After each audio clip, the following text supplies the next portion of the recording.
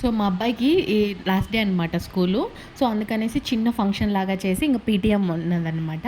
So, ఇంకా ఆ ఫంక్షన్‌లో కొంచెం class section Vaisu class first వచ్చింది, సెకండ్ వచ్చిన వాళ్ళకి కొంచెం సర్టిఫికేట్స్ అలా ఇచ్చారనమాట. సో, ఇంక అందరిని స్టేజ్ పైన పిలుస్తుంటే ఫస్ట్ వచ్చిన వాళ్ళని. సో, నన్ను పిలవలేదు అనేసి ఏడుస్తున్నాడు. "ఏం కాదులే నెక్స్ట్ ఇయర్ అలా చూడొచ్చులేరా" అంటే అసలు ఇనలేదన్నమాట. కొంచెం సేపు అలా ఏడ్చాడు అందరికి గిఫ్ట్స్ ఇస్తున్నారని. సో, ఫైనల్‌గా ఇంకా పీటీఎంకెళ్ళాము. సో, ఇంకా అక్కడ వాడికి ఒక కాంపిటీషన్‌లో సెకండ్ ప్రైజ్ వచ్చిందనమాట. సో, ఇంకా ప్రైజ్‌ని చూడగానే హ్యాపీ అయిపోయాడు. నాకు ప్రైజ్ వచ్చింది అనేసి.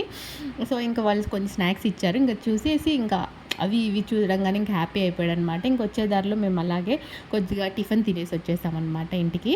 అండ్ దాంతో పాటు ఇంకా వాడికి చాలా రోజుల నుంచి ఐస్ క్రీమ్ అని అడుగుతుంటే ఐస్ క్రీమ్ తీయిచ్చాను. సో, ఇంకా ఐస్ క్రీమ్‌కైతే నాకైతే చాలా చార్జ్ చేశారనిపించింది. నాకైతే అటు కొంచెం ఐస్ క్రీమ్‌కి రూ. 100 అవసరమా అనిపించింది.